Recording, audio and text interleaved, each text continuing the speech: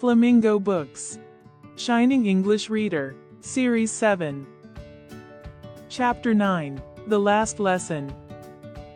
I started for school very late that morning and was in great dread of a scolding, especially because M. Hamel had said that he would question us on participles, and I did not know the first word about them. For a moment I thought of running away and spending the day out of doors. It was so warm, so bright. The birds were chirping at the edge of the woods, and in the open field back of the sawmill the Prussian soldiers were drilling. It was all much more tempting than the rule for participles, but I had the strength to resist, and hurried off to school. When I passed the town hall there was a crowd in front of the bulletin board.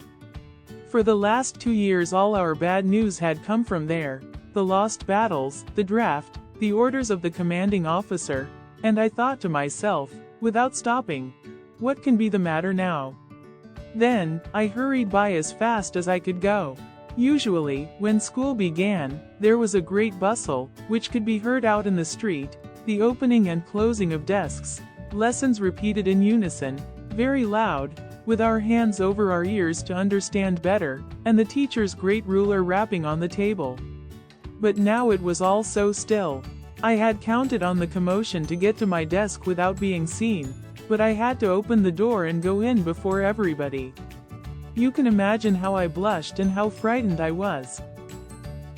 But nothing happened. M. Hamel saw me and said very kindly, "Go to your place quickly, little Franz. We were beginning without you." I jumped over the bench and sat down at my desk. Now till then, when I had got a little over my fright, did I see that our teacher had on his beautiful green coat, his frilled shirt, and the little black silk cap, all embroidered, that he never wore except on inspection and prize days. Besides, the whole school seemed so strange and solemn. But the thing that surprised me most was to see, on the back benches that were always empty, the village people sitting quietly like ourselves. Everybody looked sad. While I was wondering about it all, M. Hamel mounted his chair, and, in the same gentle and grave tone which he had used to me, said, "My children, this is the last lesson I shall give you. The order has come from Berlin to teach only German in the schools of Alsace and Lorraine. The new master comes tomorrow. This is your last French lesson. I want you to be very attentive." What a thunderclap these words were to me! Oh, the wretches, that was what they had put up at the town hall. My last French lesson. Why, I hardly knew how to write. I should never learn any more. I must stop there, then. Oh, how sorry I was for not learning my lessons for seeking birds' eggs, or going sliding on the Saar. My books, that had seemed such a nuisance a while ago, so heavy to carry, my grammar, and my history of the saints, were old friends now that I couldn't give up. And M. Hamel too. The idea that he was going away, that I should never see him again, made me forget all about his rules and how cranky he was. Poor man. It was in honor of this last lesson that he had put on his fine Sunday clothes, and now I understood why the old men of the village were sitting there in the back of the room. It was because they were sorry, too, that they had not gone to school more. It was their way of thanking our master for his 40 years of faithful service and of showing their respect for the country that was theirs no more. While I was thinking of all this, I heard my name called. It was my turn to recite. What would I not have given to be able to say that dreadful rule for the participle all through, very loud and clear, and without one mistake? But I got mixed up on the first words and stood there, holding on to my desk, my heart beating, and not daring to look up. I heard M. Hamel say to me, "I won't scold you, little Franz, you must feel bad enough.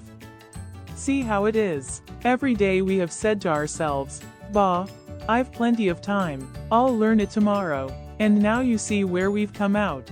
Ah, that's the great trouble with Alsace, she puts off learning till tomorrow.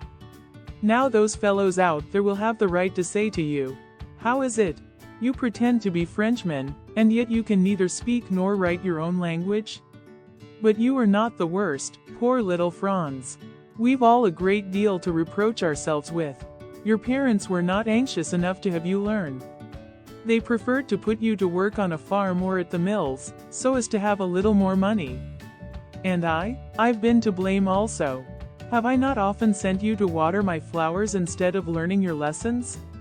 And when I wanted to go fishing, did I not just give you a holiday?